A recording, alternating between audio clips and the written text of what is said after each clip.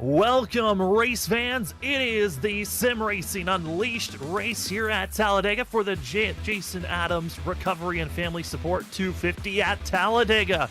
It's the final race of the 2021 year for the Sim Racing Unleashed guys, and the last race of the regular season before the chase. Excited for racing action. My name is Sam Dyer. With me is David Medina. David, been watching these guys for all season and exciting to see more super speedway racing, and we're gonna be back in that of the next gen car. Yeah, absolutely. What a way to end out the regular season to come to a super speedway track. We're going to see a lot of everything coming in here tonight. So these guys are going to make their last-ditch effort to try and get that win before we go to a holiday break and come back into the playoffs. So looking forward to this.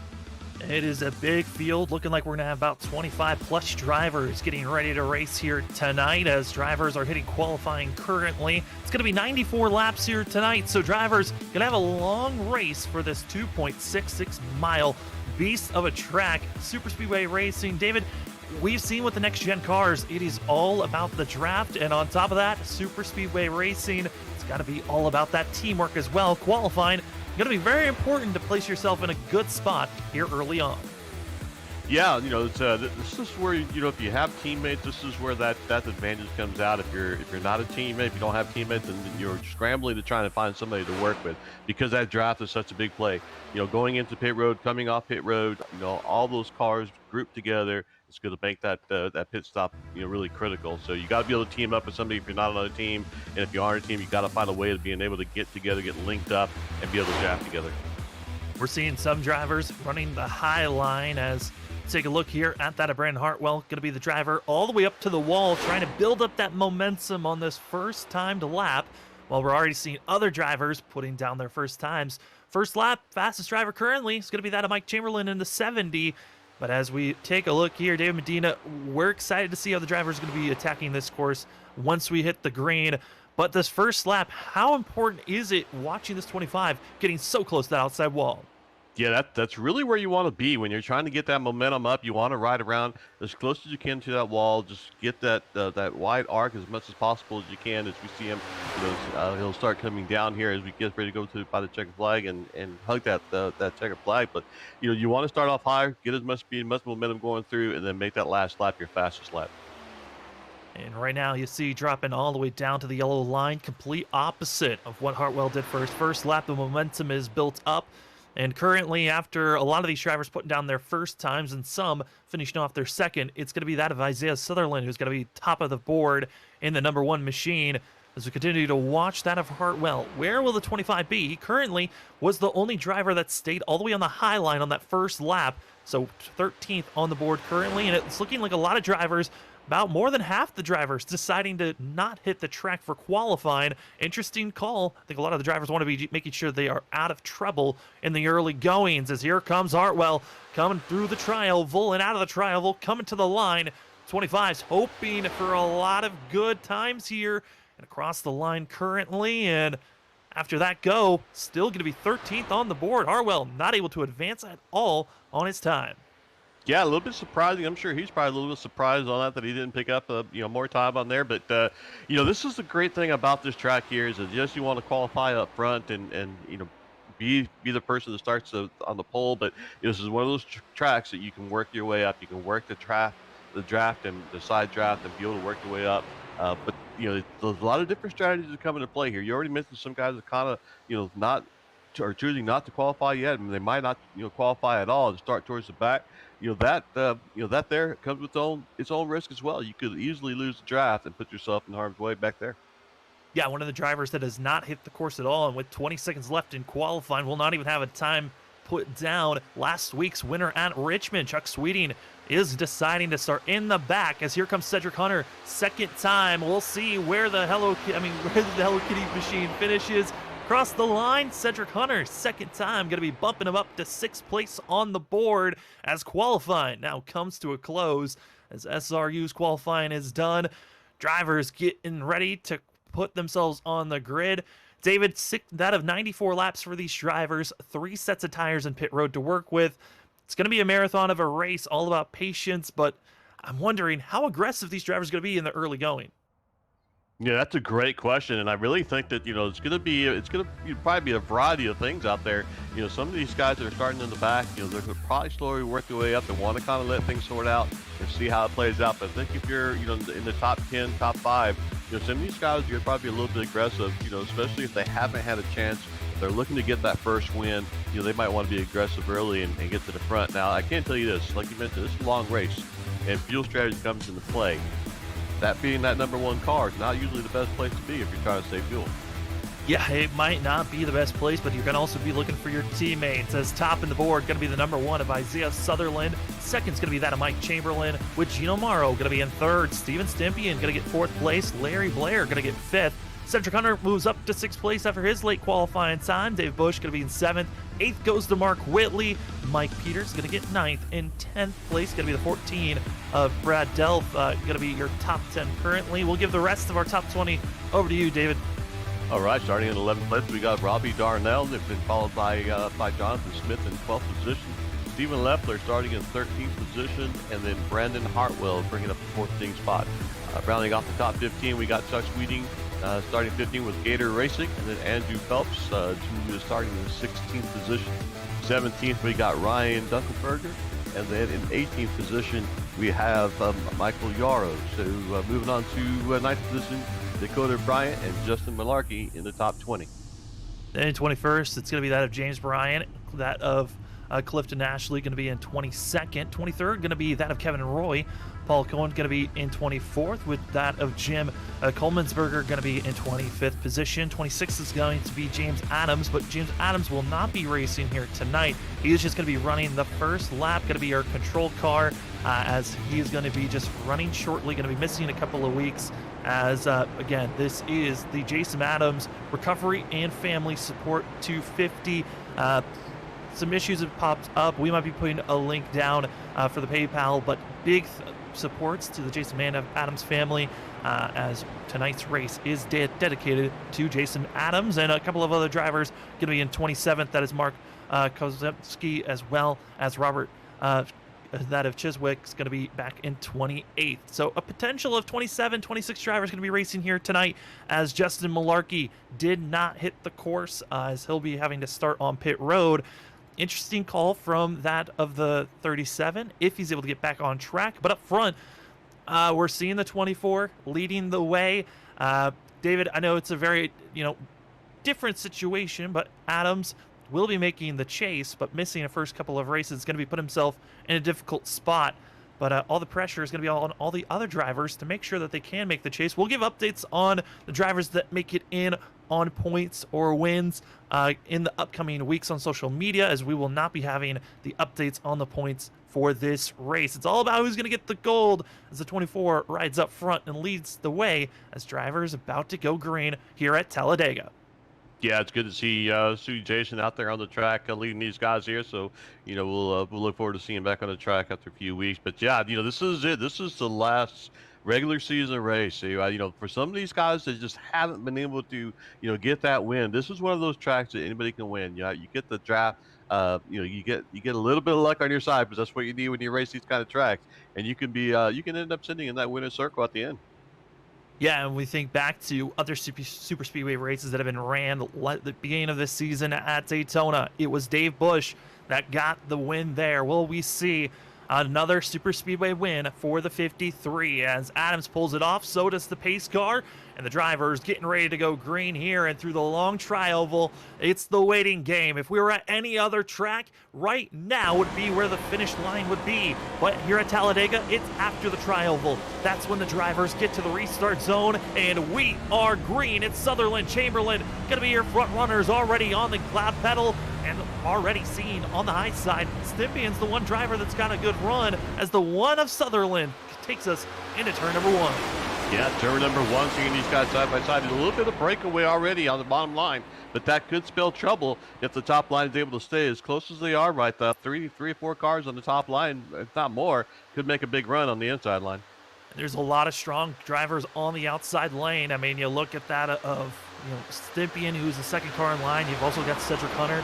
Those are very strong drivers that can work with one another, as well as Mark Whitley, who's in the 77. We've seen a lot of these drivers get some wins, so show a lot of speed, but that inside line not being together, a little different to see at these super speedway tracks when usually the inside line's the more preferred and dominant lane. Yeah, and I think we're slowly starting to see that more and more cars are dropping towards the inside lane. But we'll see if these the group of 6 or 7 cars that are on the outside, if they stay together and just stay tight up there, they can be able to make a run up there. That outside lane is a good lane to run if you can keep your cars together.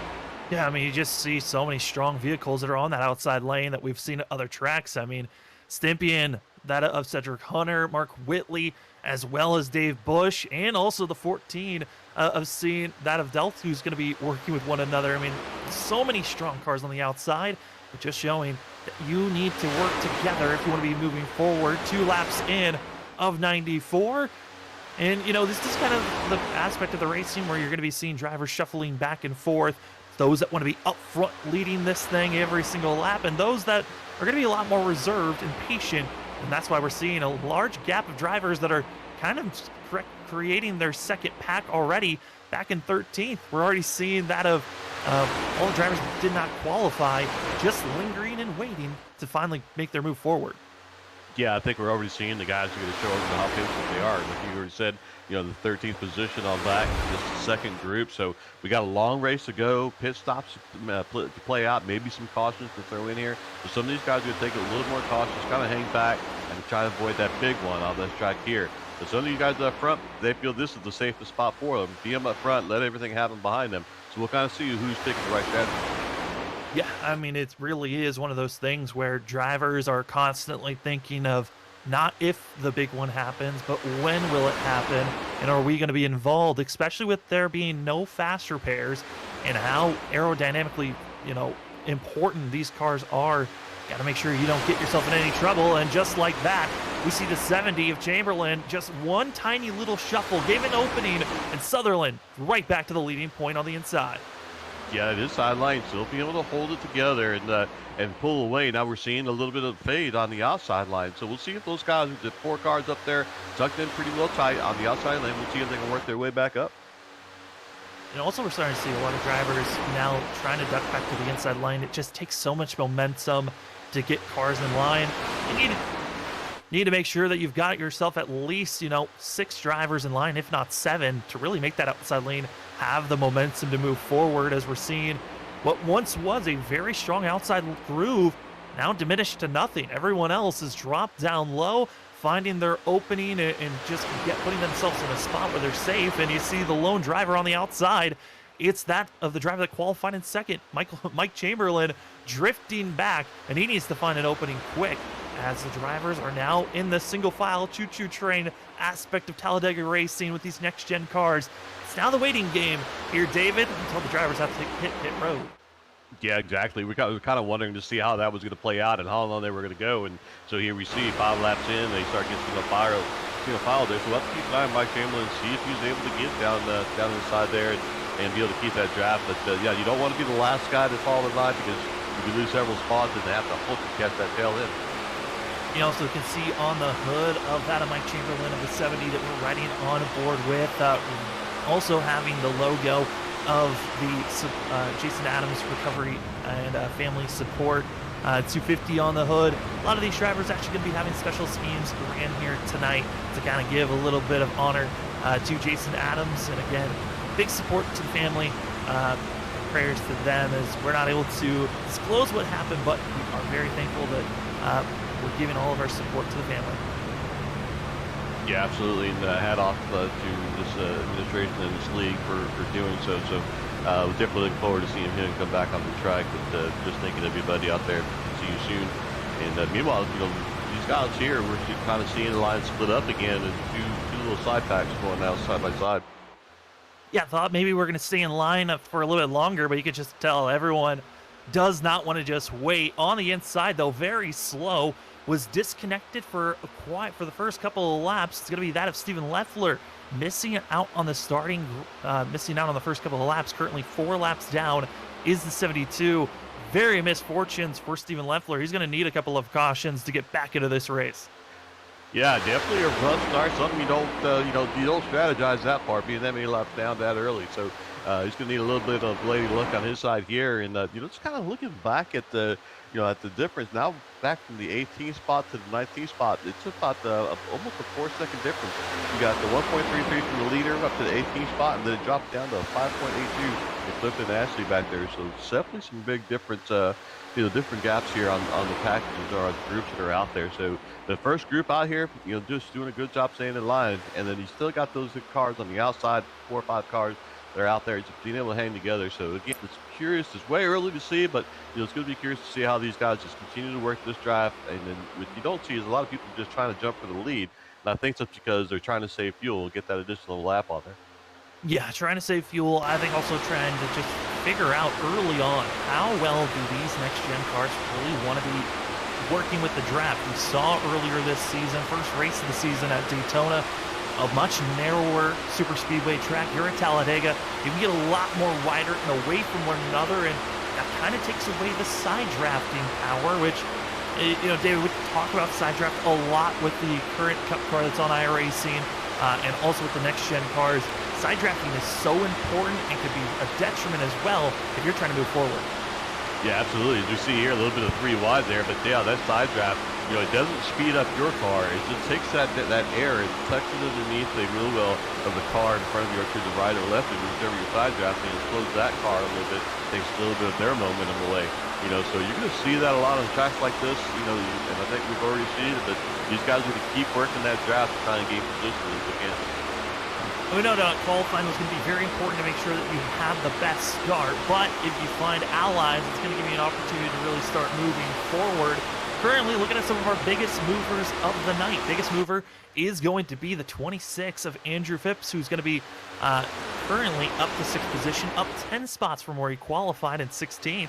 And then also our whole entire top 4 all have moved up. Gino Morrow moved up 2 positions, 6 positions for that of Mark Whitley, 7 for that of Brad Delph, and as well Jonathan Smith up 8 positions. So we're seeing drivers, been able to move forward, but currently our top 3, they're trying to gap themselves away. Here's what we were talking about with the side drafting. It can hurt you. They're 3 wide, and the sucker hole is going to be the one of Sutherland. And now they've got this whole entire now second pack. Needs to get up to speed, but luckily they're close enough to still have the draft to gain back up on our front 3. Yes, and that's a great point. Gino and Mark and Brad, pretty happy to see those guys behind them, trying to do the side draft with each other because they're not involved in it. So it allows them to stay just, nose to tail, continue just to truck on, not have anybody slowing down them at all, while these guys are fighting, left and right on the inside and outside lanes, slowing each other down and giving those leaders a bigger gap. Yeah, and also this is going to show that if you can pit stops when they come around, this is going to be so important for the drivers to work together. And when you come into pit road, make sure that you've got yourself with 3 or more. I think mainly you want to have at least 5 to 7 cars when you come into pit road. So you've got a good enough pack when you start taking off. You can run faster than the elite groups that are trickling into pit road during our group like pit stops. So drivers are going to have to try to work with one another throughout the night. And teammates going to be a big factor. And I think that's why we saw, you look back to the start of the season, Dave Bush, that team has always been so strong. Smoke Inc. Wouldn't be surprised if once again they come out here and find a way to win at a super speedway as well.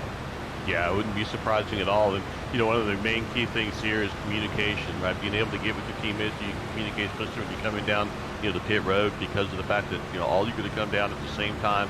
So, guys will usually call out who's going to go close to the wall, who's going to stay in the middle, and who's going to stay to the outside, just so that they don't run into each other coming into pit road. So if you end up coming down pit road and with somebody you're not communicating with, it makes that part a little more challenging.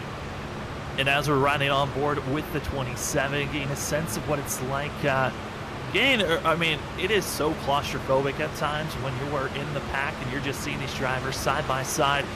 It's like racing on a highway, but instead of going, 60, 70 miles per hour, these drivers going 195, 96 into these corners. And one mistake could be costly for a driver's day, but at the same time, you're seeing how well they're working together in line. But David, what we're seeing now, it is when you're right on top of another driver, you can't see anything in front of you. Yeah, that's exactly what I was thinking as you were speaking, as we're watching, 27 car just kind of catch up to the field. You can't. All you see is just the back end of that car, and so when you're approaching the turn, you got to have some markers out to give you an idea of when that turn's coming, so you don't end up swaying out, too far. But yeah, you can't see anything in front of you. So if something happens in front of you, you're hoping somebody calls it out because you're not going to see it.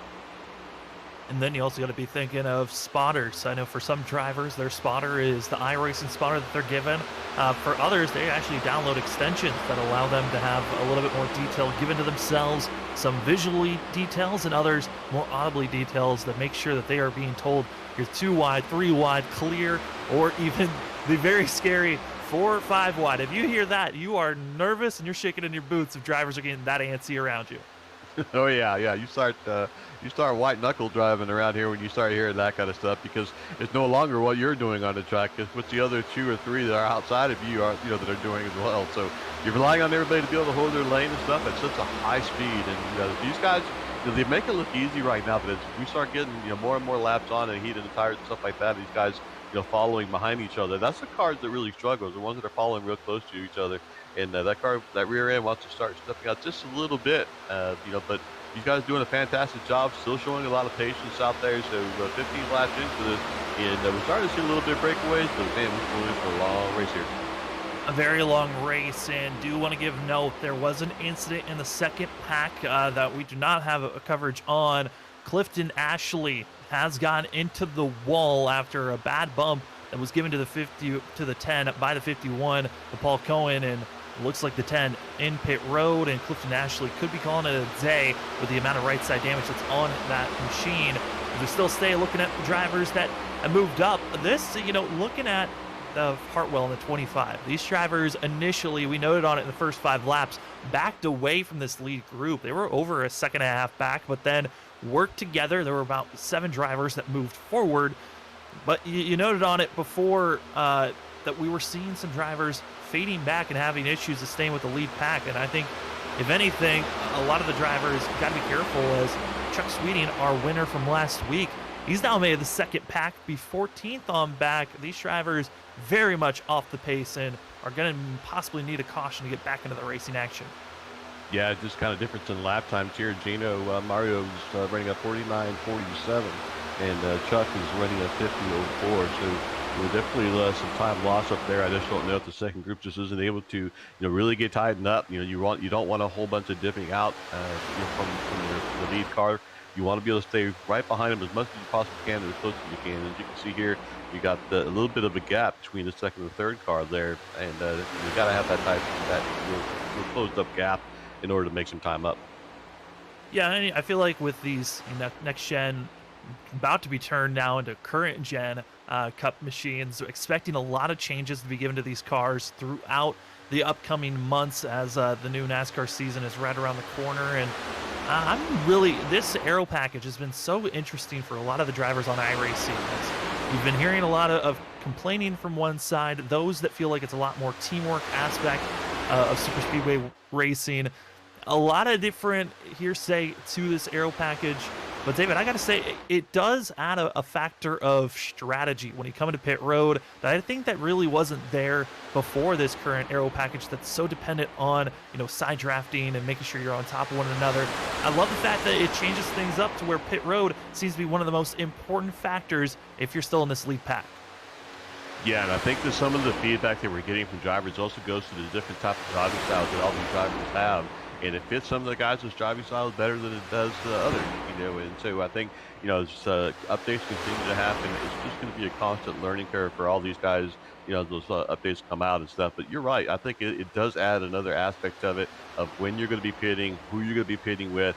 It's no longer just a matter of going out there, pit as soon as you can, maybe do an undercut, get 4 tires, go out there, and then hopefully pass somebody. Now you got to be able to kind of think about, okay, there's this guy behind me, if I got a teammate with me, and kind of think out that strategy in a lot more races than just a Talladega or a Daytona.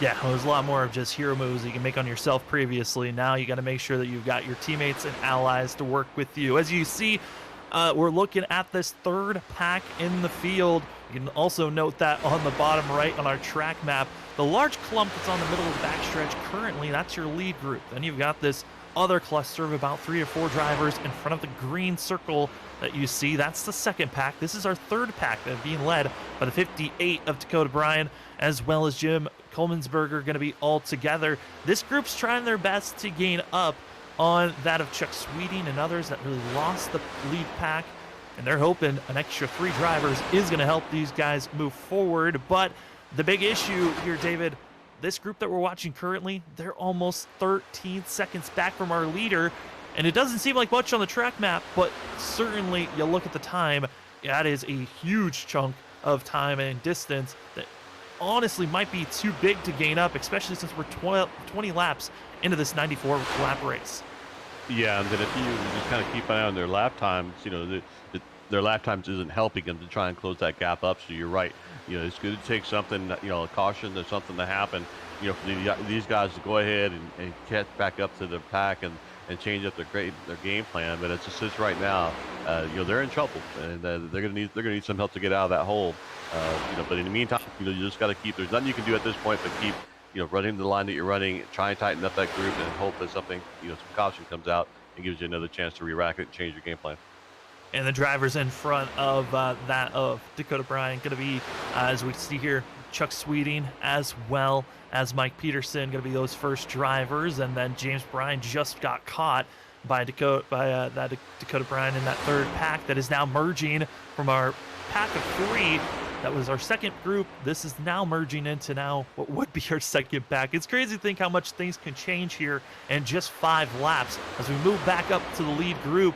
And you see drivers that once were trying to battle to be in top of the top 5, now hoping to just stay in the top 10. You see that's in Hunter, Dave Bush, Steven Stimpian, and as well our pole sitter Isaiah Sutherland, all trying to get in line to start moving forward, potentially on the high line, or just make sure that they stay with the lead pack in the draft, because they're going 2-3 wide. This could be hurting this group and could be making another second pack if they don't get in line quick enough. Yeah, exactly. I'm just kind of watching what was going on and just, not hearing the conversations that they might be having out there, just trying to figure out what exactly they're doing. But yeah, you don't want to stay disorganized like this very long, because every lap that you do that, you're just losing time to that front pack. So hopefully they get it sorted out and get figured out what they want to do and get tightened back up and work their way up. And right now you're seeing them trying to get in line, and that's the big thing where we're starting to see a lot of drivers lose this lead group. David, I don't know if you can touch on it a little bit more, but it just seems like if you're on the tail end of the draft, you lose it very quickly if you just make a little bit of a shuffle or a mistake. If you touch the apron, any little scrubbing of time, you're losing that draft if you're on the last car in line.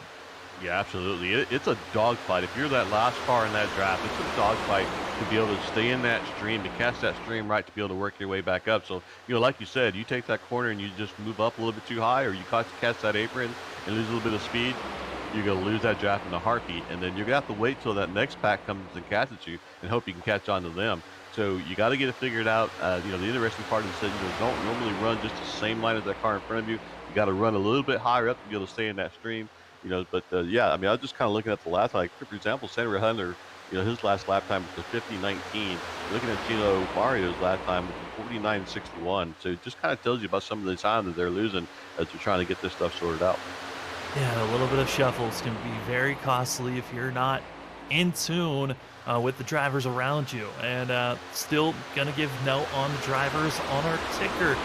Jason Adams, that you will be seeing, is out, was not officially racing, just was as a control car, wanted to be the lead driver as they were coming to green. And Clifton Ashley, an incident was made back on lap 15 between himself and also that of Paul Cohen. Mistake coming out of the corner, bad bump, put the 10 into the outside wall, and now has put that of Clifton Ashley in pit road, still getting repairs done for the 10. And then back in 25th, Stephen Leffler got disconnected on lap number 2, got reconnected, and now currently 4 laps down. Kevin Roy was left on his lonesome, now a lap down for that of the 12th, and everyone else still on the lead lap running. This lead pack that we see here currently, 13 drivers in line. The second pack, 13 seconds, almost 14 seconds back from the leader, is that of Chuck Sweeting and Mike Peters, who's being caught and has been caught now by that of Dakota Bryan. So we're seeing a lot of drivers shuffling currently, but we're now starting to get to the aspect of the race here, David, that I was talking about. Green flag pit stops right around the corner. Yeah, exactly. And just kind of keep an eye out. Mario's been out front most of this race, and so he's burning the most fuel out of anybody that's up front there. So be curious to see, how soon he's going to have to pit, and does the other guards such as Art Whitley or Brad Delp, if they end up going with them, or do they have to stay a little bit longer out to save kind of a little bit more fuel? How many cars will come down with Gino? That'll be the question to kind of keep an eye on. Yeah, also another question is, will Gino even be the first driver that comes down? There's going to be some that try an undercut where they're going to try to pit a little bit sooner with the group of 4 to 5 cars. Always expected to see this type of a strategy of pit earlier so that you can get drivers in line. You don't have to worry about a large group and all the shuffling that goes on, the airflow not being as in sync. And if you're seeing the drivers, as we're in line watching from the spec bumper of the 71, watching everyone in line, you're seeing everyone in the back kind of shuffling around, not staying in line. That's killing speed from the pack as a whole.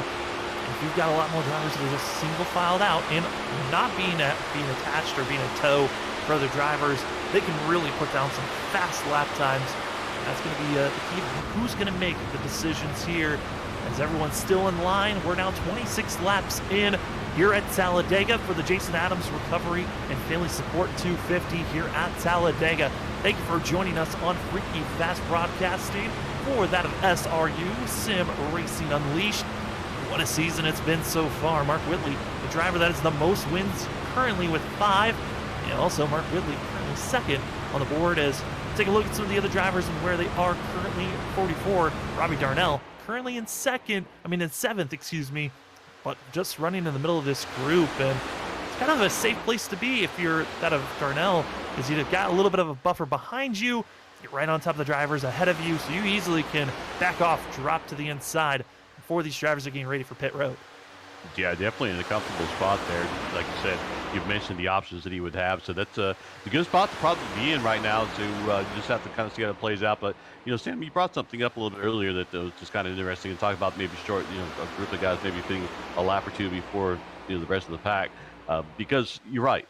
You get a whole bunch of group of cars coming down. We talked about earlier about communication, who's going to go high, inside lane or outside lane, and kind of coordinating that. If you sit there and do that with only a handful of cars, 6 cars, it's a lot easier to communicate and handle. You do that with 10 to 15 cars, all it takes is somebody to overdrive their point and then get on the brakes, lock it up and slide, and then you start collecting a bunch of cars. So it's a good point you brought up. I'm curious to see how many of these guys, what they end up doing, how many come together, how many come sooner, how many come later, and do we have any flags coming from that? Yeah, and also, with it being kind of a bigger field of having 25 drivers on track, there's some drivers that maybe you have not raced around or you don't know their tendencies. That could be another thing to watch out for coming into pit road, on the fact that some of these drivers might feel like, hey, I need to get on the brakes sooner, and others feel a lot more daring. We'll wait until the very last moment to get on their brakes. So that is going to be hoping that everyone fan out, stay clean, out of trouble. As our first official DNF of the night, going to be that of Clifton Ashley. Has parked it, there's just too much damage, too many laps down, and with how many drivers are lapped down ahead of the 10, not really seeing a lot of yellows being thrown here tonight. As we're coming up to lap 30 to be started. A lot of these drivers, if you get damage, you're in pit road, your night is practically done with the amount of laps that are left. Yeah, definitely a tough break for Clifton. Definitely not the way you wanted to have this race go. And I'm sure he would have liked to have got a lot more than what he's gotten into, and it's more laps and stuff. But this is where you just got to take the holiday break, regather your thoughts, and come back after the holiday break. But I'd be surprised to kind of see the second group if maybe they end up pitting before the first group, just to try and close that gap out, see if they can't make a cleaner stop and make that run and get back up, close it. I doubt they'll be able to get in front of that pack, but maybe they can close that gap if they stop a little bit sooner. Yeah, that's a lot of hoping for, I think, for these drivers that are back here. They are so far back at this moment, though, and the lap times that they're putting down, there's at moments where they're putting down faster laps, and I think it's because you're seeing this group a lot more in sync, of recognizing we have to stay in line. You're not a fan of seeing, Paul Cohen move up, though, on the entry of the trial. Well, that's scrubbing off time and could be losing a driver if he's not careful, but they're putting some pretty decent lap times down. They were gaining the previous lap to the one that they just put down. So we've got to be perfect at this point. Yeah, for this second group that we're watching currently, they have to be perfect if they want to catch up, which right now, that means they need a perfect pit stop and for no one to make mistakes. But David, we've seen a lot of these, and I know you've been a part of super speedway races. It's very notorious that we're going to be seeing a couple of drivers make mistakes of either sliding through their pit box, getting a speeding penalty. There's a lot of different factors, and any of those mistakes could cost you on the draft ahead. Yeah, absolutely. All it takes is just even bumping somebody in the wrong spot. I mean, it's just a variety of different mistakes that can be made. It's going to cost you time, but what we're just seeing here is what we call the snake effect. You just see a whole bunch of snaking that's going on. That's just costing a lot of time. Just breaking that arrow, the dirty air, and just breaking it up, and just costing you a lot of time. So somehow they got to be able to work out and communicate with each other to tighten this up. Stay real close, get close to that bumper, on the car that's leading that pack, and here we go. It's on. They're coming in, and you're going to be seeing drivers get aggressive, and you don't want to be making any penalties. All into pit road. 1, 2, 3, 4, 5, 6, 7, 8 drivers all into pit road together, and luckily they were spaced out enough to not make any mistakes. But as you're seeing this group come in, you see one driver all the way in the back trickle by himself. That's going to be Mike Peters, and Peters is going to be a driver that most likely is going to lose, but a mistake potentially here as the 26 just drives through, missed his pit box. That is something that could happen too. That means he has to come back into pit road. Yeah, we were talking about getting into pit road and the mistakes that can happen there, but even just coming down the pit road, all those cars coming down just missed his side and didn't get his pit stop. He has to make him another trip around. And also drivers, great pit stop for Mark Whitley as a second group of drivers coming in. It's going to be another about 5 drivers all together. I like this first group, but again, got to make sure that you come in cleanly together and you get out at a similar time. This first pack that came in, that's something I'm a little bit concerned about. Some drivers took off so quickly with such perfect pit stops that they kind of might have left some of the drivers that came in with them behind for the mistakes that they made. Yeah, and like you just said, it's coming in is important, but getting out of the pit stall together and being able to quickly get back to nose to tail is very important. So if you see like this car here that's got a gap between himself and the cars behind him, he's going to lose a little time as those cars are working their way to catch back up to him, and if they get enough momentum, they could blow right by him. That driver right now that we're seeing, 77, and Mark Whitley, who is trying to just get by everyone and be the lead driver, but he's got to catch up to the other 4 that are in line. That is going to be Cedric Hunter, Stimpy, and Bush, as well as Sutherland. And we saw 5 cars come together. There's only about 3 that came in decently close. Cedric Hunter, Steven Stimpy, and on top of one another. Dave Bush is trying to get back up to speed. You then see these other clusters of drivers. You see that of Delph and Morrow. And the 71, who we'd seen be up front leading for most of this race, David, now has fallen back to 6th after pit road stops. Yeah, his pit time was 17:20, so he definitely ran into some issues there.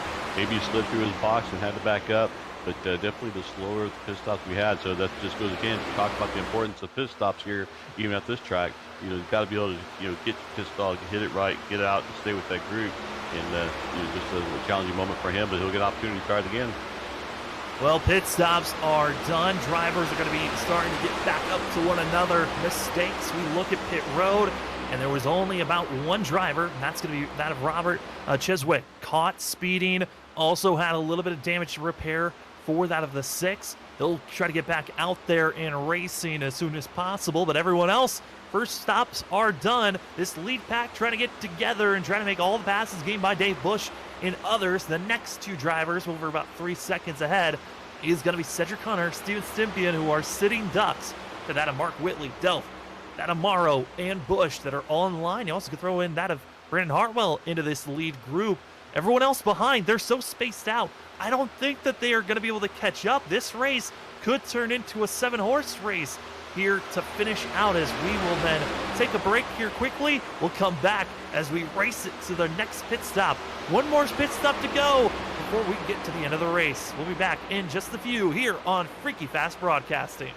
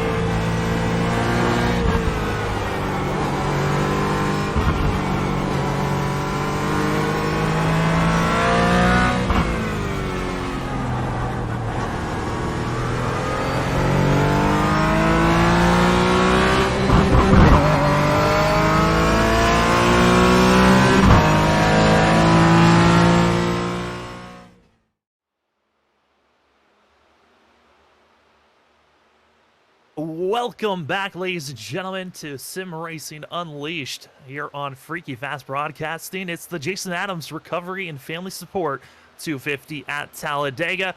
Currently, we have ourselves 39 laps put down at our start of 26 drivers here tonight have had one DNF officially, and everyone else still out on track. 21 drivers on the lead lap, but it's this lead group, and we're starting to see where they're going to be lying and how fast can they catch up. This pack that we're watching currently, though, this is the second pack that is being led by our pole sitter, that of Isaiah Sutherland, and seeing a lot of speed putting down. My name is Sam Dyer. With me is David Medina, and running productions for that of Robert Moore Jr.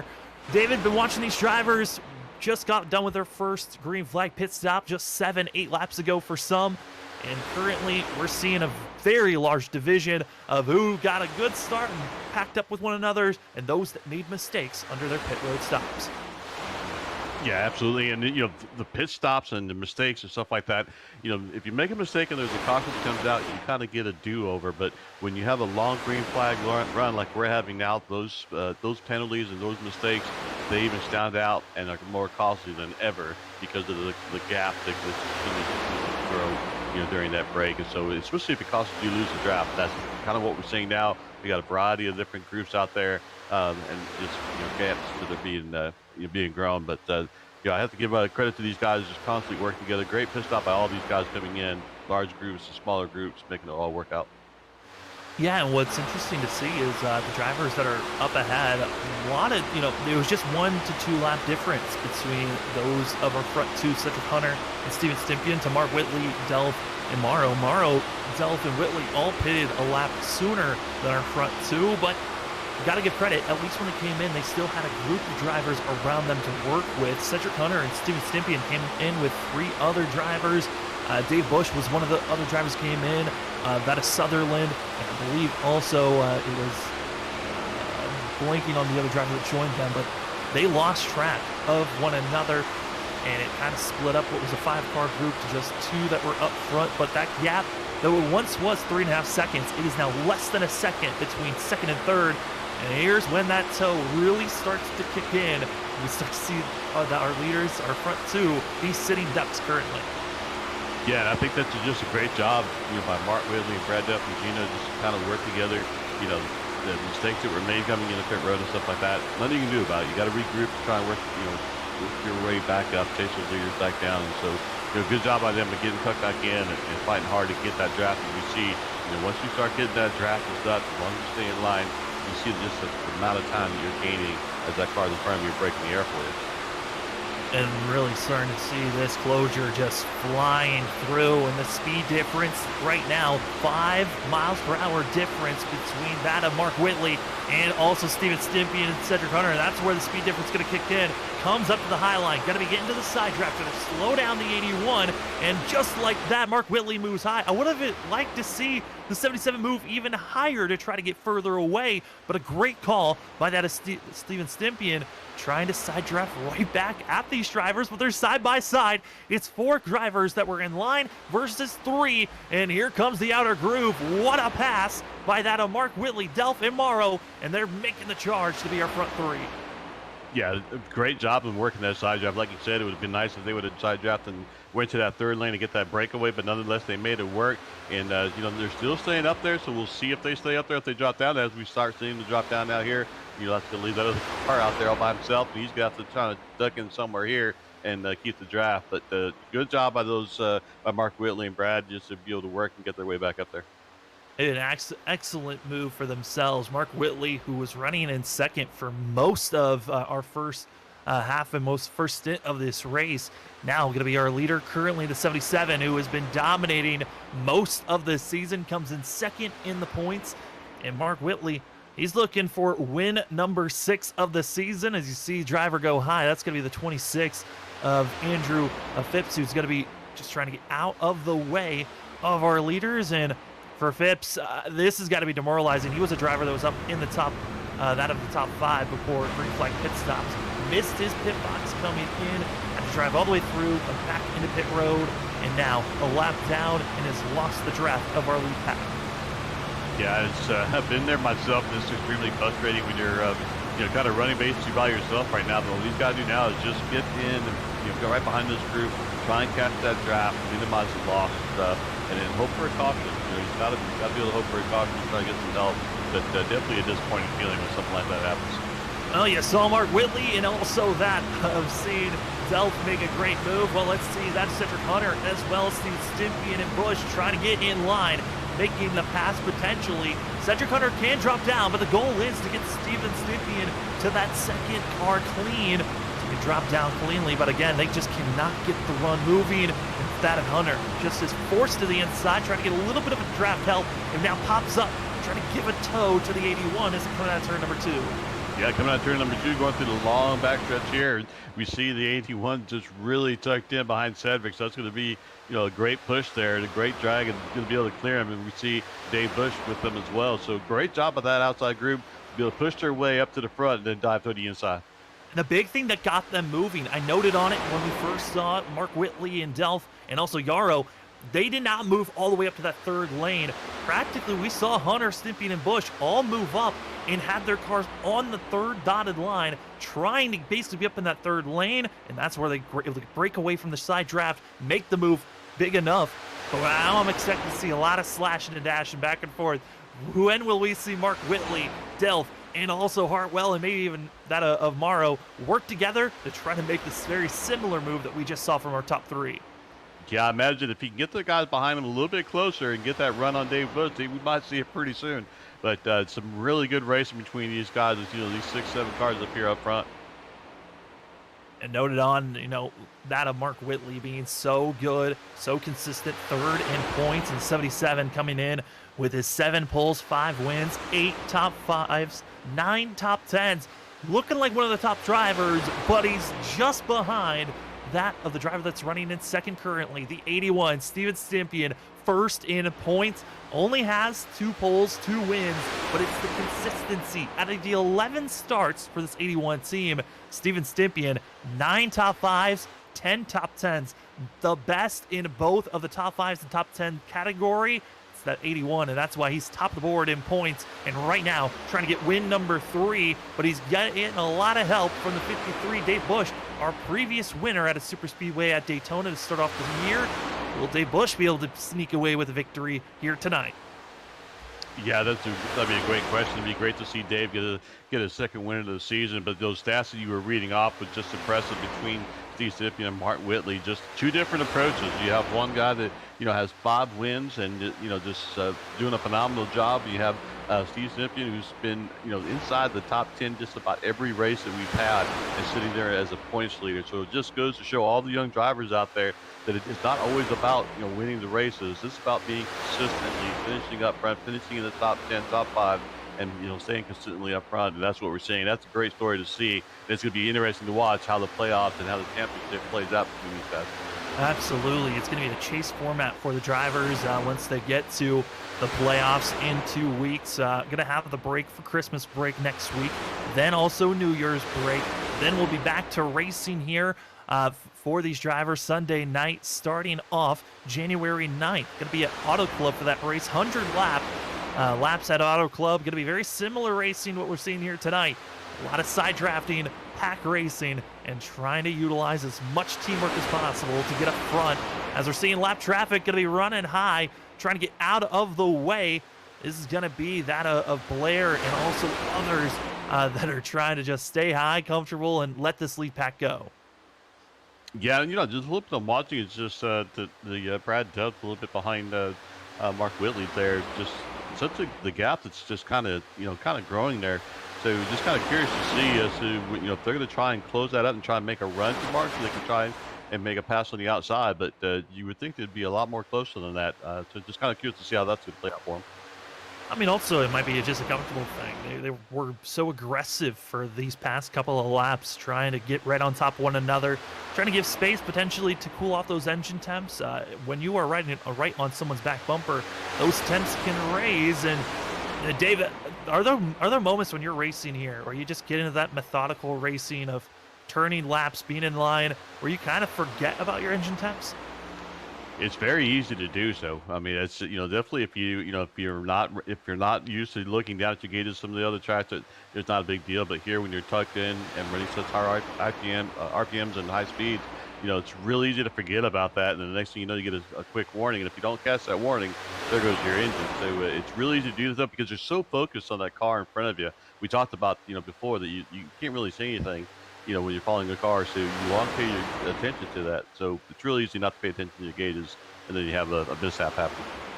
Driver, I want to hop on board with and get his point of view. Dave Bush wanted right on board with 53, and you can give us a little bit of a note here, David. What are you looking at when you're riding behind someone? What are some indications that you're looking at when you're riding behind somebody? Yeah, so you can see here, like you see Dave kind of running towards the inside a little bit, so just kind of giving himself a reference point as to where the next turn is. And so now as he's getting closer in, you'll see him dive in a little bit, get an idea where it's at, and then just kind of know where your turn point is. So depending how close you are, sometimes you use the fence on the right side as to when those lights and those poles are coming up, that's as your reference point. But you're trying to think everything, whether it's the left side or right side. As a driver, you're trying to get those vantage points to say, okay, if I'm this close, I'm going to have to take these markers to use as my turn-in point. But you'll see these drivers, they'll do that. They'll dip in a little bit just to try and get a feel for when's that turn coming. And those are a lot of things that these drivers are always thinking about, even when you're just primarily full throttled for most of these drivers, especially if you're the lead driver for Centric Hunter, Steven Stempien. You are full throttle go at all times, and then you're also going to be having drivers that are just half throttle, quarter throttle, trying to just balance out where they're going to be placed. They're not just running over the cars in front of them. That's how they're saving fuel being in the draft. And as we continue to see this front group, the second pack currently being led by that of Isaiah Sutherland back in 8th place. Crazy to think that we went from a group and a pack of 14 to now just a group of 7 up front, and now this second pack led by our pole sitter. Just one pit stop, and it split that whole entire lead group. As we're seeing the car go slow, it's going to be that of Michael Yarrow coming into pit road, the 9. This looks to be an unscheduled pit stop for this 9 machine. Very odd to see him be coming into pit road. Yeah, and unfortunately by himself, so that's going to be very interesting to see, how it shakes out for him, to not have a job partner, coming off pit road, so we'll see if he's able to blend back in, but it's just definitely going to put him on a different type of pit strategy. Different pit strategy as well. I'm wondering also for this next pit stop, we note on a lot. I know it wasn't a factor. Last week it was a very big factor, tire wear at Richmond. Tires and drivers making sure their tires weren't blowing up on them. Here tonight at the Super Speedway race, they've got 3 sets to work with. Majority of the drivers used one set on that first green flag pit stop. Would you expect anyone or any teams to think about potentially not taking a set of tires and just go with fuel on this next stop? That's a great question, and with this car compared to the Gen 6 car, I've ran races, this car here where you would take one set early, didn't take any, the rest of the time you might only take right sides, so I won't be surprised if we see some guys just take fuel only and go. But that's where that first pit stop gives these guys that information, lets them know what their right side tires are looking like, and they go ahead and pass it the next time, so they're going to use that information to make their decision here. Yeah, and I also throw out that strategy call just because drivers need to figure out, if you're not in the lead 7, how do you gain time? Those pit strategies could be the key on how to make sure that you either have saved enough fuel or shorten your pit stops. Try to gain a couple of seconds if you're able to get in line and everyone's on the same idea of, okay, we're not taking any fuel, we're just staying in line, working with one another. Talked about schemes and drivers, using different ones. I gotta say though, such a colorful one that we're seeing here from that of James Bryan, who's just having a fun time with all the different schemes that drivers put on these cars. Some, they go with more of a funnier look. Some go with the more serious tone. The 52 is certainly having a jolly good time out there on the track.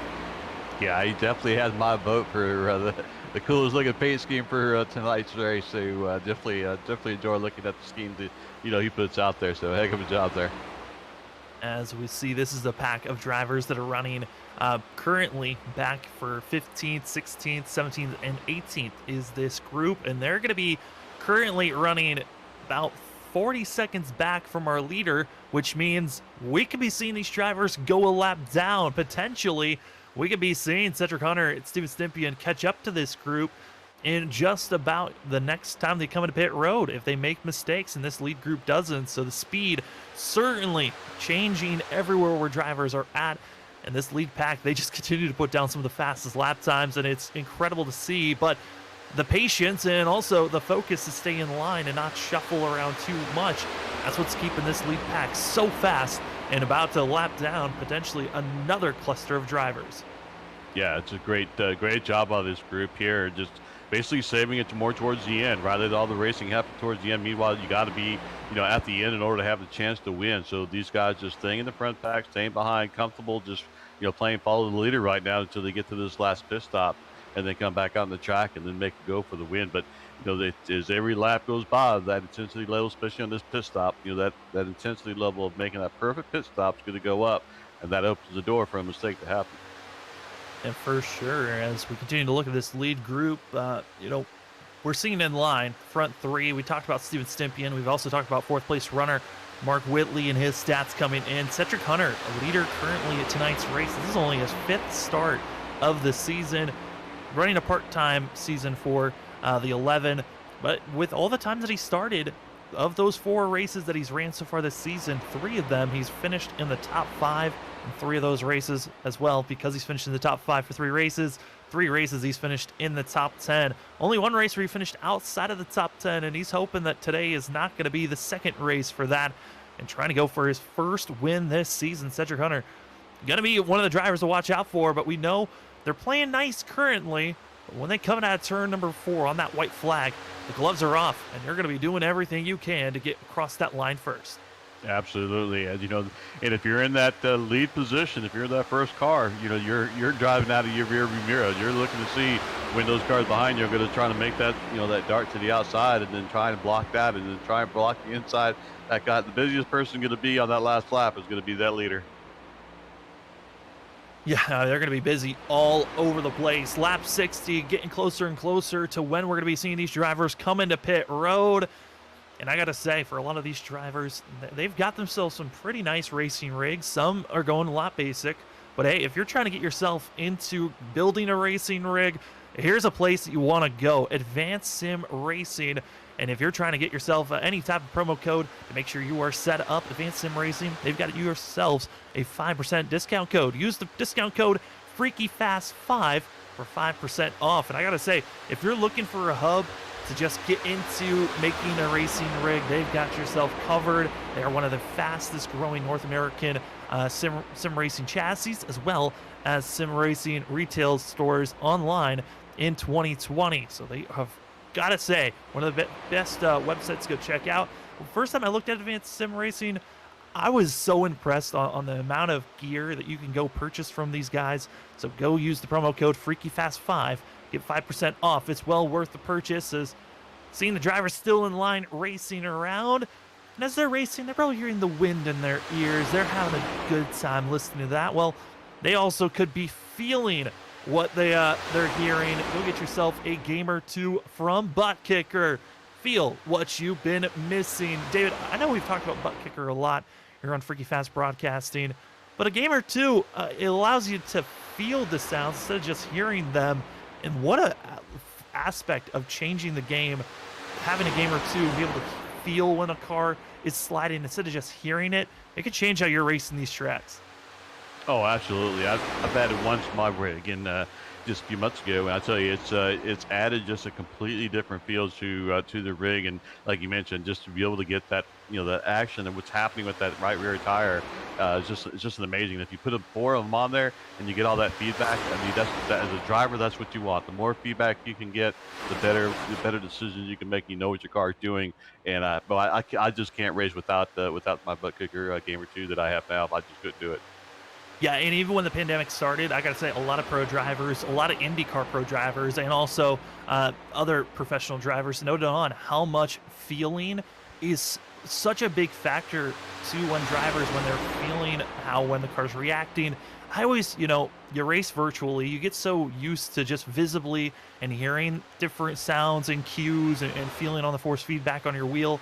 You're just like, okay, this is how the car's reacting, but actually to feel it through the whole entire rig, it changes the way that you race, enhances your racing. And so big thanks to all of our amazing sponsors, and as well, big thanks to all of our amazing sponsors, but we also have a giant event coming up. We'll touch on it more as drivers starting to get ready for pit stops here. David, we're inside the window. Where am I going to be seeing drivers trickling in? And it's not going to be up front where they're trickling in first. It's going to be all the way back in their third pack where we're seeing Dakota Bryant, James Bryant, and that of Jim Kolsmanberger going to be the first three drivers to hit pit road, and as well up front, and we're seeing it here, drivers trickling into pit road. Mark Whitley, Gino Morrow, and that of Brad Delph going to be our first front three of our front seven that we're racing for the win here into pit road. Yeah, this is going to be big right here. Everybody's got to be able to come into the pit road, not get a speeding penalty, don't miss your blocks, don't slide through your blocks. And if you're only getting fuel, you don't want to slide your tires either. So we see how you guys do as they're coming off pit road now. Now to pit road. This is going to be, again, this third pack I was touching on of just seeing that Dakota Bryant and others getting back up to speed and hoping that they've got enough drivers to work with. And honestly, this is the transition that you're hoping for if you're further back. Could potentially bring out a yellow. Yes, you were clean that first time. Just one driver making a mistake, and that was Chiswick back in 23rd for the 6 machine, as well as the 26 of Andrew Phipps. And now we're going to be seeing it for our front four. When will they come in? I mean, this is such an odd time. Front three, as Cedric Hunter, Stimpy, and Busch, they've all got to keep going and run some strong laps. But for Hartwell, because of the transition and because he was not on top of those front three, he actually has lost the draft. And this could be just the worst case scenario for Hartwell currently as we wait for when Hunter, Stimpy, and Busch come to pit road. Yeah, we talked about it before. The pit road is of this track and Daytona, these super speedways. Your pit road is your entry, your exit, being able to stay together with that other car you came in is never more important than on this kind of track right here. We're seeing that play out. Now our second pit stop, and guys that have just kind of one first pit stop had a slow pit stop on the first pit stop we had, and then now just seeing some cars that are just kind of getting that package broke up. Right, they're breaking up into groups. And the cars getting left with nobody to draft, and they have to wait for that next set to catch up to them. That second back, a lot of drivers now coming into pit road as you see the shuffle going on. For Cedric Hunter, trying to just get a nice tow from the lap car, and will do a great job getting by that of Paul Cohen. And from our second pack, had our pole sitter come into pit road, that of Sutherland, Chamberlain, and others. And I'm surprised to see Cedric Hunter, Stimpy, and Busch stay up for another lap in.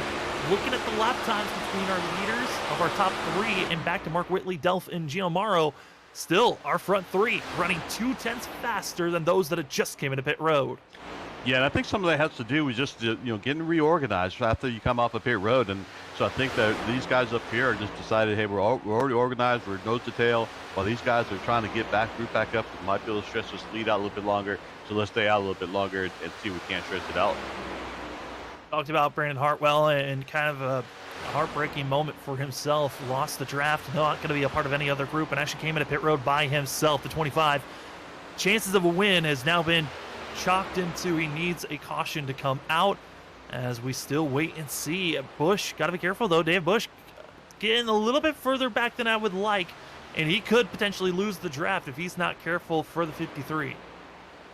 Yeah, it's a little bit farther back, not quite yet in danger. But yeah, he's got to get stuff back up to him because it's a long ways back before he gets any help. So he's going to have to get in the wake right a little bit higher than what these guys do in the corner. But yeah, he's got to get stuff back up to him quickly, and it looks like he's closing that up a little bit. I mean, those are the little scary moments I was talking about when you're a driver in the back. If you just linger back too far, could be costly. And right there's Brandon Hartwell going a lap down, and now hoping to get back into the draft as we follow the 53. And we're watching all these drivers finishing out this pit sequence, and it looks like this is the time they're coming in. They see the fan out, trying to give each other plenty of space to be aggressive if you feel like you can come in with a little bit more speed. But there's that lock up, and oh boy, Busch has got to be careful. He came in very quickly, and I might have got caught speeding there, but we'll see here on this pit stop. Yeah, I'm not sure. I thought I saw Cedric Hunter lock up his brakes a little bit, but yeah, we were talking. You were just talking about that there, just how they spread out, just to give each other enough room, just in case there is a slight mishap. You have a little room to be able to work. But avoid it. We'll see if Dave Bush was able to avoid a pit road entry speeding penalty. But now we'll see how these guys come off pit road if they're able to stay close to each other. As we see Dave Bush still sitting in pit road. Still in pit road, is not moving. Dave Bush caught speeding, penalty to the 53. Our Daytona winner. Looks like his chances of winning both of the super speedway races could be going up in smoke. Cedric Hunter going to be taken off. Same with Stympian, but both of those drivers, big gap, over a second difference. Mark Whitley, Delph, they're already up to speed, full song, and they're about to be making the pass potentially here on Stympian and Hunter as they're on the backstretch. It went from a 3-4 horse breakaway after the pit stops to now we're starting to see it close in. Could be a 5-pack, 5 cars in line. Like we'll be battling for the lead, but it matters on how well the draft and if you can get in line quick enough. Yeah, this is what we were talking about, right? You got to make that last pit stop perfect. The entry during the pit service and exit, and we saw right there between the three of them, just didn't go as well as they would have hoped, and they got a little bit of separation here, and now they're going to be having the battle for the lead as this next group is going to be catching up to them. In line, 5 cars grouped up, and there they are, the 5 drivers. If this race stays green, one of these 5 could be winning here tonight, but that's if we stay green. As they are all grouped up, finally attached to one another. We can see who wants to make the big moves, but a huge advantage has to be going to Mark Whitley, Delph, and Morrow that have been working together. Now Cedric Hunter and Stympian, they've got to figure out how just the 2 cars alone can try to beat out the 3 that are going to be in line primarily for most of the rest of this run. Yeah, I think at this point, you're going to have to just follow the line here. And maybe I'm wrong if we see him go to the outside, but I would thought that they would have just rode on the outside here just to try and see how the next several laps play out and try to make a run closer towards the end, see if they get some more cars helping out. But looks like they have some other thoughts in mind. Well, also going to be watching out for the driver that is first a lap down, Dakota Bryan, that hot pink machine. Add a little bit more pink out there. As the 58, he's going to be a factor that could be hurting as, I got to say, Dakota Bryan, a little bit more aggressive than I would like with the hard side drafting that's going on currently. There's the contact. 58 into the 11 on the back stretch. And, oh, he's going to take him out. Oh, my goodness. Dakota Bryan took out Cedric Hunter. What is going on? Lap traffic gets removed from the session. And, oh, my goodness, there's payback. Yeah, I think this is a carryover of what we saw from last week. We'll have to go back and watch the replay here, but it just seems like that was just some carryover from last week, and just not a good ending there for Cedric Hunter. Just unfortunate there. Just definitely broke up the way this race could have ended. I understand you're trying to get payback. You're upset from last week, but that is one of the worst ways you get a payback. And that's just that. I mean, that is one of the stupidest moves I've seen. Dakota Bryan should be ashamed. He got removed, and I don't know what the 58 was thinking, but that was just a boneheaded, stupid move to make on a track that ruined the chances of a great race finish here. And now it's just a 3-car breakaway, and we just hope that maybe a caution will come out because this went from what was going to be a spectacular race for everyone to watch to now, what are we even racing for now? Yeah, I agree. I mean, I think as a driver, you get emotional in the races and stuff, but you got to put that stuff away, and reputation goes a long way on the track. And I think what we saw here is going to have some ramifications going on through several weeks to come. But just unfortunate. I hate to see that happen on the track. It's one of those things where you're just not sure how and why. We saw the 58 coming up and just being so aggressive for no reason, and then just takes out Cedric Hunter and it only took out Cedric Hunter. Steven Stympian is still attached to this lead group, but he now has no help to really worry to have himself go after another win here, as this is our second pack that we're watching currently, and that's just because it hurt one driver. They're down to 4. This lead group still putting down some pretty decent lap times, but it now is allowing the potential chance of Chuck Sweeting and others, if they can get in line, they might be able to run down our front 4. Yeah, agreed. And I just kind of want to touch on this, this last pit stop here. Just kind of looking at the pit times. Earlier, the first pit stop, we saw some guy that had some struggles and stuff like that, some long pit time. Mark Whitley and Brad Dell, both of them had a 13:72 and a 13:62 on their last pit time. So phenomenal job and being able to, execute their pit time and pit strategy perfectly, and maybe work their way back up in front. And as these drivers get in line, they're going to do their best to catch up to our leaders. We're going to step aside for a quick moment. We come back. It's going to be less than 20 laps to go here at Talladega for the Jason Adams Recovery and Family Support 250 on Freaky Fast Broadcasting.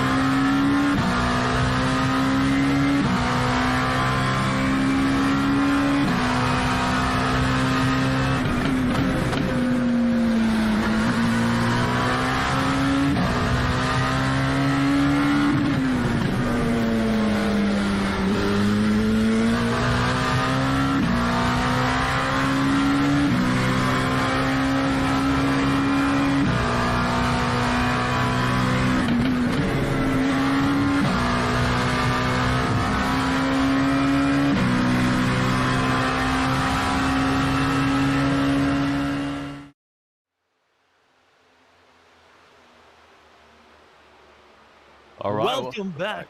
Oh, sorry, we forgot who was who for a moment there. David, you take it away. Sorry about that. I didn't realize that you were back on the air. My bad there. But just 79 laps into this race here, coming to 79 laps here, and just keeping in the Mark Willie still taking the lead, still seeing Brad Delp up there at the front, and as well as Gino Marlowe and Steve Sipian. So you all stayed here before the break. You got to see just the unfortunate contact there and the wreck just involving Center Hunter. So took him out, but still a long ways to go. Just less than 20 laps. We're going to get a good run towards the end here. And I tell you, the excitement level is going to pick up when we start seeing these cars start going side by side to try and pick up that win. Last race of the season before we take going to holiday break and start the playoff run. Yeah, I'm going to have breaks for that of Christmas and then New Year's. Be back January 9th in the new year. Crazy to think 2021 is done here very shortly. 2022 ready to come around as you're seeing that is Stympian trying to get going. A little bit more update on the drivers. Dakota Bryant got removed immediately after the incident of him trying to purposely take out Cedric Hunter. Hunter now too much damage is called it a night for the 11. as well as we've seen the 10 of Clifton Ashley DNF here tonight, as well as Jonathan Smith and Chaswick all in pit road trying to get repairs done. We're left with a total of 15 drivers on the lead lap currently, but we'll see how long that lasts. But with the lead group being so much of a smaller pack, with it only being 4 cars now, they're not putting down as fast as lap times as they used to. David, got to say, this second pack being led by Chuck Sweeting, they're flying, and they're trying their best to catch up and make this race interesting here at the end. Yeah, usually, you normally see like 5 laps to go before, everybody says, all right, it's time to go and get in position. But when you are, 10 seconds back of the group, your go time is now. And so they're doing everything they can to work together and try and close that gap up to the front pack. And yeah, like you said, they are laying down some faster lap times in our group, the first group. First group, 50-51 from Mark Whitley, Chuck Sweeting laying at 49-31. So a significant difference there. Yeah, it's one of those things where, as we see the difference in time, it is massive on the gap that is being gained currently. Again, this lead group would have been pulling away. It was a 5-car pack until Dakota Bryant did a very, very dumb move, took out Cedric Hunter, and got to say, not the place to really get payback, especially when you're a lap down. Obviously, was not the smartest move, and thankfully was removed after that incident. Could have caused more incidences if he was still left out on track. But I gotta say, for a front 4, they're now concerned. What was feeling like a 5-car breakaway that would have been a battle between that Stympian and Hunter against Whitley, Delph, and Morrow. It is now a race against time. Can that, being back in 5th place, Chuck Sweeting and that group, catch up to Mark Whitley in the lead pack? Yeah, great question there. It's down to 9 seconds. So, just before the conversation started, it was, 10 seconds. So knocking some time off. Is there enough time to make that gap up? I don't know, but I tell you, these front 4, they're going to make a very exciting finish to this race to the end and stuff. And I tell you, Steve Stympian there back there, he's going to have to try and figure out what he's going to do, when he's going to try and make his move. And if he just has to try right around and let these 2 front cars, try and go at it and see if it opens the door for them if they make any kind of contact. They're going to do their best to just continue to race on. They're also starting to catch up to this bigger group ahead. Mark Whitley and others, looking at the difference currently of this next group, only about that of 1.5 seconds to 2 seconds away from the cluster of lap cars that our leaders are trying to catch up to. But here comes a little bit of a shift up. There's going to be some swapping, and that's costing even more time from our leaders back to 5th place. Still seeing Chuck Sweeting gaining, but I gotta say, the time it looks like there might be a chance, but it might be with 2 laps to go when they finally catch up to this lead group. Yeah, and especially if these guys, these guys up front, they start trying to race each other a little early, and these guys to the back, with Chuck and them stay in line, it might just be able to help that. But yeah, you're right. I mean, it's sure to be close. I mean, it's down to 8.5 seconds, and time is constantly dropping. So yeah, if so Chuck needs for these guys to try and battle each other a little bit earlier, let them be able to close that gap up soon. That's going to be the key. When and if will we see anyone try to make the move? And most likely for this pack of 4, they can't make any type of passing until that last lap. Otherwise, they might be losing too much ground and allowing that of Chuck Sweeting and others to join into the fray. And as we see, it's that of a 6-car group, all in line, trying to work with one another. And all the drivers that have had to stay patient, thought maybe the race was done, from 5th back to 9th, all in line working with one another, trying to maximize their speed. And they've been running about 0.5 second to a full second faster than our leaders, but coming up to 10 laps to go, they need to be running about 0.7 faster each lap if they want to make sure they catch up to our front 3. Yeah, that's last lap. Mark Whitley 49.57 and Chuck Sweeting 49.19. So still running faster times and stuff. I just don't know if it's going to be enough, as we got they got able to cut that lead down to 7.5 seconds. So we'll see what happens as we have 10 laps to go. 10 laps to go. Mark Whitley, that of Brad Delph, Gino Morrow, Steven Stympian going to be your top 4, currently ahead by 7.5 seconds. They're going to be doing their best right now. Then all the way back is going to be Chuck Sweeting. Then you've got the 27 of Duckensberger, as well as that of Hartwell, and as well as in 8th place, you've got that of Robbie Darnell and Mike Chamberlain. Our top 9 still somehow I mean, it's split up by a lot of time, but they are closing in. Chuck Sweeting and others just fast enough that our top 9 still all have a chance. Yeah, it's amazing, right? That we're talking about just all the different pit strategies and the gaps that have opened up, and here we're talking about with 9 laps to go, and that second group from 5th back, have an opportunity to try and close this up and get in the battle for the win. So, yeah, the next several laps is going to be really, really interesting. The guys are back here with Chuck Streeny and the group there just need to keep doing what they're doing, stay bumper to bumper, and then just try to set themselves up for something at the end. And then the guys up front, the first 4 guys up front, we still have a lot to play out there. We got a few laps away from coming to where these guys have to make their moves, trying to get that win. Will we see something happen there? So could we end up with the last, green, white, checker type flag situation? So a lot still to play out here in the next several laps. A ton to watch out for, and our leaders just getting by lap traffic. What once was just a pack of 4 has now doubled. It is now a pack of 8, 9. Watch out, they're going to be flying up front, and this is demoralizing for Chuck Sweeting and those drivers as they were gaining quickly. Now they're banking on that they are continue at this speed, and maybe the larger pack and the shuffling that goes on might hurt them. And we've already seen lap traffic influence our front leaders. Will it happen again? Gotta be hoping that it doesn't. 48.99 for Chuck Sweeney, 49.49 for Mark Whitley. As we're coming up to 7, about to be 6 laps to go. Well, let's talk about the 6-hour event coming up in the new year. We've been hyping on this. We're excited for it, and we still can sign up for the 6-hour event of Daytona for that of juvenile diabetes. Thank you so much to everyone that's already signed up. We're so excited for it. 6 hours of full-length coverage of endurance racing here on Freaky Fast Broadcasting, and it all is going to be here January 7th. 2022. And if you'd like to be involved, go check out the link that will be posted here hopefully shortly as you can get signed up. We got plenty of teams, but roster spots are closing in. Get yourself signed up so you can be part of one of the biggest events to start out the year. Absolutely, a big event to start out the year, and just like you mentioned, sign up, be part of the race, or come out and watch the race, but be supported. But I tell you, what a great cause that they're putting on for us. So come and support any way you can. Be greatly appreciated. And now it is 6 laps to go. Mark Whitley, Delph, Morrow, Stipien, all in line and all getting prepared as it is go time. 6 laps to go. But David, we keep on harping on it, and it's now the gap not closing in as quick as they need it to.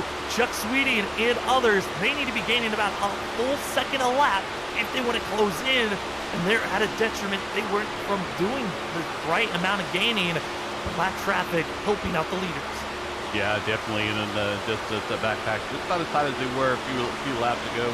They were running about 2/10 faster than the first pack, but just not going to be enough at that pace, for them to catch them. So they're going to need a caution to kind of make this work out for them. But I tell you what, heck of a battle, heck of a fight for those guys up there. That second pack to be putting on to try and close that gap up. But we still got several laps here to go. Well, if anything, this is going to be, excuse me, great for Steven Stipien in the 81. He's got lap cars behind that are willing to get aggressive. And also, in this lap traffic, it's Dave Bush in the 53 who was working with Stipien earlier this race. Cannot wait to see how they're going to react here. Smoke Inc., they're hoping to have a great run here late in the race. But for Dave Bush, he's got 2 cars in between himself and Stipien, so they need to get in line quickly as we're coming up to 4 laps to go here for the Jason Adams Recovery and Family Support 250. Yeah, we'll have to keep an eye on that and see how that works out, and see if Dave Bush and Steve Stipien are able to we're able to link up as we see that car dive down inside there, and Dave having to take some defensive maneuvers. It is just complete chaos. We already saw Cedric Hunter being taken out earlier by that of Dakota Bryant on purpose. Lap car taking out one of our favorites here tonight. And now we're starting to see drivers that were a lap down with that cutoff that we saw. I gotta say, James Bryant, with that cutoff, he has now killed the momentum for Dave Bush. Bush went from being a factor to possibly help Stipien to now just hoping he can stay with the draft. Coming up to 3 laps to go, David, and it's all on the line. Who can get the better run? And I don't think the lap cars are going to be able to help Stipien now because they're fighting against one another. Yeah, and let me tell you what's happening right now for the leader. Mark Whitley's adjusting his mirror because he's getting ready to start doing the mirror driving and seeing out which car is going to try and make a move where. And, see, especially Steve Stimpian, where is he going to go? What kind of help is he going to have? And what is Mark Whitley going to be able to do to block it and try to pick up his another win for the season? Mark Whitley, most winningest driver this season. He's got himself 5 wins, 8 top 5s, 9 top 10s, trying to get another win if possible. And right now, watching the drivers up front, Steven Stimpian trying to back off, give a little bit more space. 3 laps to go, coming to 2 laps to go through the tri-oval. And this is going to be a spot where we're going to be seeing drivers making a lot of big moves on the white flag. 2 laps to go here at Talladega for the Jason Adams Recovery and Family Support 250 for the Sim Racing Unleashed Series.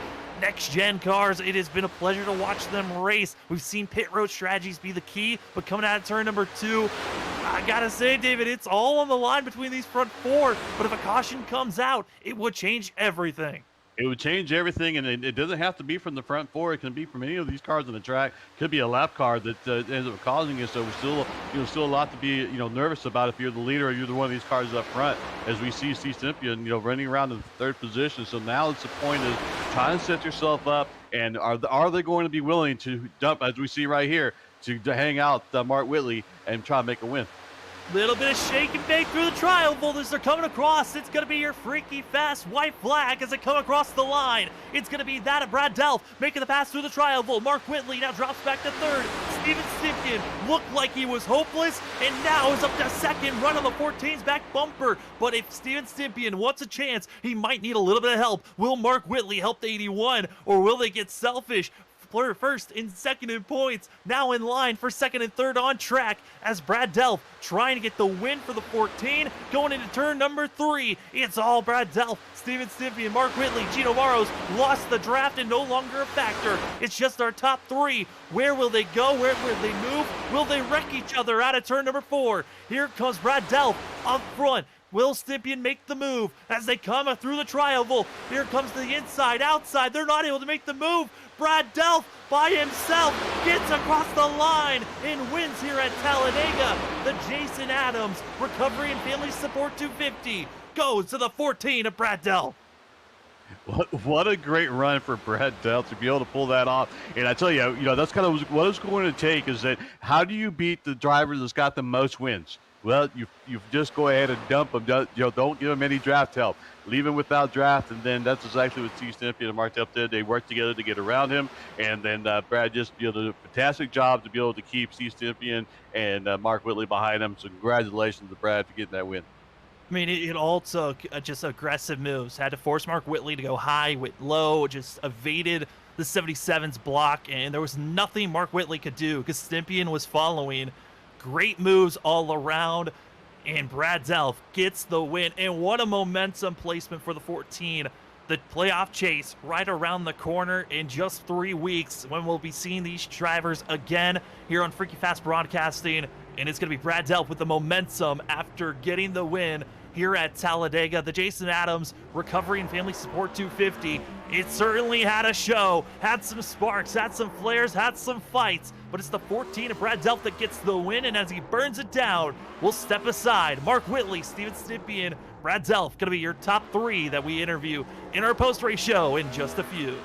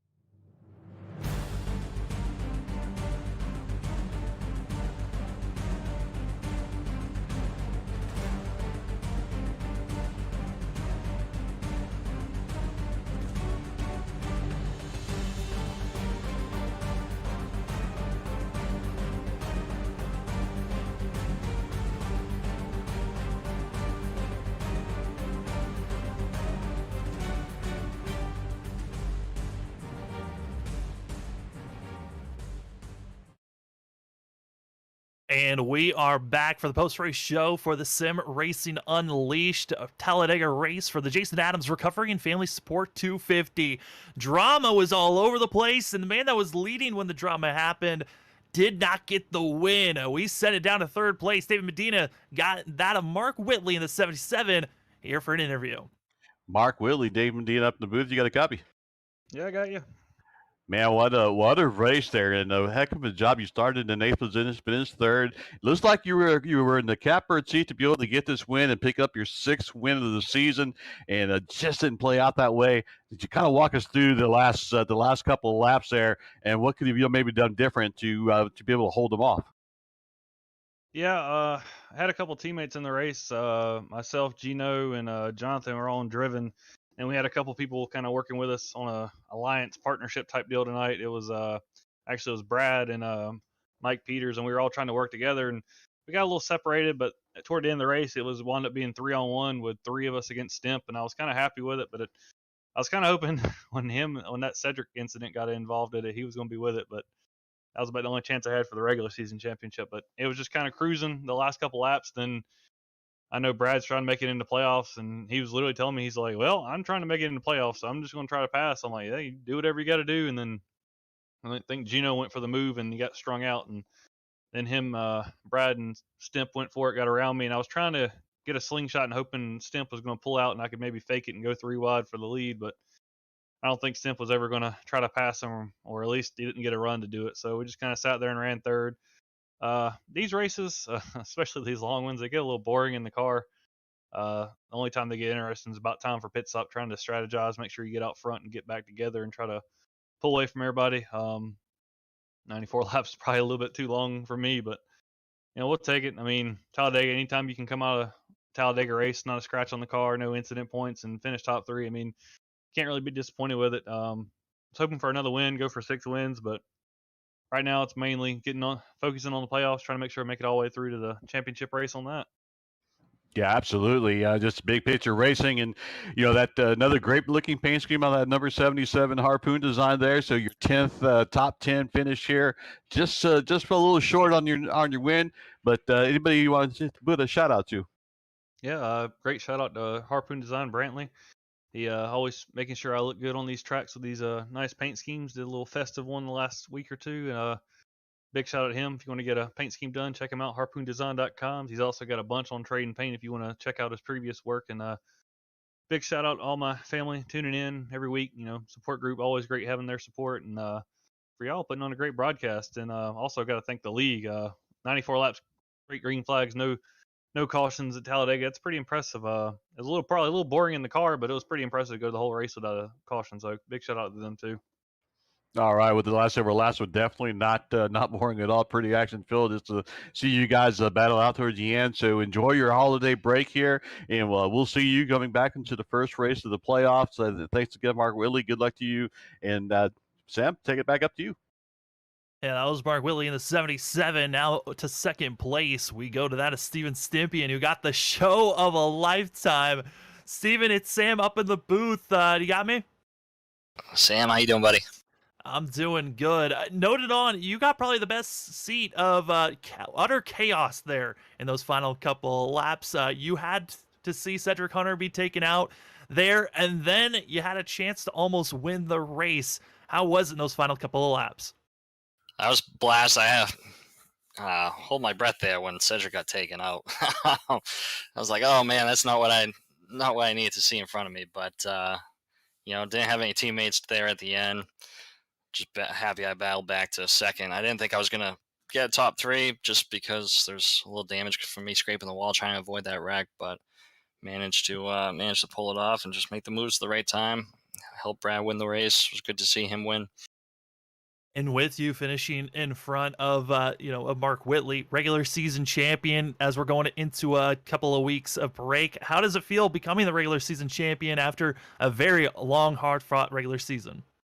Feels really good. I guess just think about it tonight and then back to the playoffs tomorrow, because a lot can change quickly. So regular season don't mean nothing right now. Just make the playoffs, and hopefully I can battle for a championship. That'd be be pretty excited to get a championship in this league. Absolutely. That next race going to be at Auto Club. How are you feeling about Auto Club yourself? I love Auto Club. I'm kind of sad that NASCAR doesn't race there anymore. It's a fun track. Always had some good races there in this league.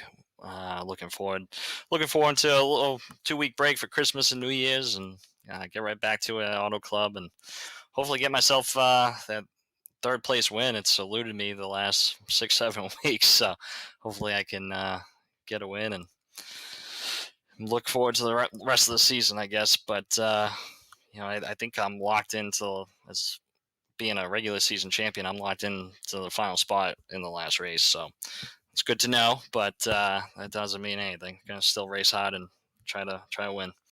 Absolutely, trying to get every win possible. But hey, I think you could take this second place finish as a win with seeing your teammates disappear and being able to miss that wreck.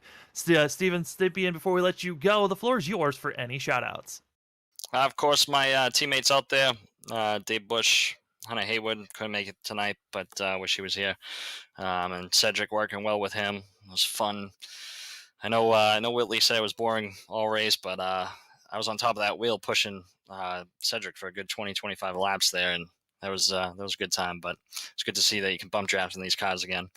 And then, of course, my father out there watching, you guys up in the broadcast doing an amazing job week in, week out, and my beautiful fiance out there studying like a champ right now, going to ace that final, and my baby boy sleeping away right now, and of course my Chevrolet scheme tonight, done by yours truly. But I see you guys next week. You guys have a Merry Christmas and Happy New Year. That's Steven Stippian in the 81 getting a second place finish here tonight. Congratulations on the regular season championship and good luck into the playoffs. Thanks, man. And as we take second place away, we bring in our victor, that of Brad Delph, up in the booth. Brad, you get the win. Congratulations. And what a move you made there at the end. What's going through your mind right now? Yeah, I'm pretty blown away, man. It's just it's awesome to win one of these things. Just really happy to be a part of this thing, and the Jason Adams recovery race tonight. Glad I could win it. It was really, really great stuff. I mean, Brad, we saw that you were kind of lingering behind following Mark Whitley, and Whitley even told us, we're battling to make sure that you can make it into the playoffs. How much of that was going through your mind throughout this whole entire race and trying to make sure that you were out of trouble so you could have a good finish here at the end? Yeah, I was working well with Mark and Gino there, just to try to make clean pit stops and keep my race car clean, and just kind of try to be up front as much as I can to make the playoffs. I thought I might have a chance to make a move at the end, and it just kind of worked out. Well, Brad, looking like you might be able, based off of this win and where you're placed, playoff picture right in front of you, how are you feeling about your chances going into Auto Club in just about 3 weeks? Yeah, I'm hoping this isn't a fluke. This is a whole different ballgame the next week, but the next time we race. But yeah, I'm hoping I can be there. I've been up front, in some of these races, and finally won one, which is amazing. So I hope I can improve from here. Well, Brad, congratulations on your win. But before we let you go, the floor is yours for any shout-outs. Oh yeah, dedicate this win to my wife, my dad, my Uncle Jerry, Diane, all these people that support me, my staff at work, everybody that kind of watches this every week, and it's amazing. Congratulations, Brad, and good luck heading into the playoffs. Thanks, man. We'll catch y'all next time. Have a good weekend. That's going to be Brad Delph in the 14, getting the victory here at Talladega. And what a race it was as we get the unofficial results popped up. David, what are some of your final thoughts, though, in this hectic... at some point, we thought it was kind of a normal Talladega race, but those final 30 laps, a very hectic race here at Talladega. Yeah, that's the great thing about this track is that as the laps go on, just that intensity, it's coming. That excitement's coming towards the end. And, just a great finish to watch. You got these guys, Steve Stippian up there, and Mark Whitley. These guys have been winning races and battling all season long. But then here today, we get to see Brad just come in here and you know, put a great. He's been running up front most of the night, and then be able to pull off the win and you know, get his first victory of the season. So congratulations to him, and just what a great finish towards this season, going into the playoffs. It was a crazy end, and the pass was made coming to the white flag. Brad Delph in the 14 gets the win. Stephen Stippian gets second. Mark Whitley thought he was going to get win number 6 here tonight. Going to finish in third. Gino Morrow, after being shuffled out in fourth place. With the drivers that were running down, got to that of 3.1 seconds away from our leader, Brandon Harwell, Chuck Sweeting, Robbie Darnell, that of Mike Chamberlain, Ryan Dunkelberger, as well as in 10th place, Isaiah Sutherland.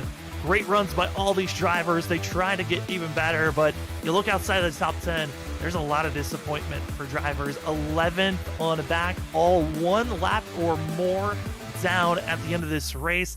I think, if anything, David, that's one of the more surprising things of the night. I know this race went green, but so many drivers a lap down, that's a giant shock in my mind. Yeah, I agree. I definitely anticipate that, and I think a lot of these drivers will, you know, go back and watch this over just to see what they can do different and try to improve on that, you know, for the next time they race at this track or race at Daytona and stuff, and you know, go forward. But definitely a surprise to see that many cars a lap down. Well, the holiday season is right around the corner for these drivers. The regular season comes to a close. They're come back in 2022 for playoffs for SRU. But for here at Freaky Fast Broadcasting, more broadcasts to come. Tomorrow night, going to be finding ourselves at Bristol. Playoff racing for the NAIS CC Race Car Graveyard Truck Series. And then as well, more upcoming events throughout the week with Underdog as well as Stars and Stripes Thursday night. But for us up in the booth, thank you for watching. And for the final call of the night, we throw things over to Robert Moyer Jr., our producer, for the final call here at Talladega. All right. Well, thank you guys, man. What a race. You know, fastest track in NASCAR. Man, these guys run some high speeds here, almost up to 200 miles per hour. And it can get heated out there. And man, it did. It got heated. It was one heck of a race to watch it. And, you know, I got to say congratulations to Brad. He's been working all year in this season to get a win. And he finally gets to check that off of his marker there and gets a win going into the playoffs now. And then we'll see how he does within the next time we get out here at Auto Club, because basically what we've seen here tonight, ladies and gentlemen, we're going to see in 3 weeks here at Sim Racing Unleashed when we see them take on Auto Club with these probably next-gen cars. It's going to be packed racing. It's going to be side-by-side. It's going to be bump drafting down the backstretch. And it's just going to be fun. And probably going to be knuckle-to-knuckle racing. So we'll see how that all plays out in 3 weeks. So, again, congratulations to Brad. Congratulations to the top 3 and everybody else who has run this race. And like Sam said, our next televised broadcast will be good old tomorrow night with NAIS CC Truck Series when we go live at 8:45. Make sure you check us out then. If you don't mind, we do much appreciate that. And then we do got the Underdog Racing League. We got the Rock coming up. They had the Clash at the Rock opening season. Yeah. Tune in there at 8:30. That is something totally different than what we're used to ever seeing. So we'll have to see that all plays out in the Xfinity cars. And then we have the Stars and Stripes at 9:20 on Thursday night. But we won't see any of you, ladies and gentlemen, hopefully in the next stream. But if we don't, we won't see you until the new year in 2022. So here at Freaky Fast Broadcasting and the crew here at Freaky Fast Broadcasting wants to wish everybody a happy holidays, Merry Christmas, Happy New Year's, be safe, spend the time with the loved ones, enjoy your cooking and eating and just opening gifts and exchanging or however you do your holidays. Hopefully everybody enjoys it. But with that being said, again, happy holidays, everybody. With that being said, we're going to sign off here from good old virtual side of Talladega. But until tomorrow night, everybody have a great Sunday night. Until then, God bless everybody. We love yous all. Peace out.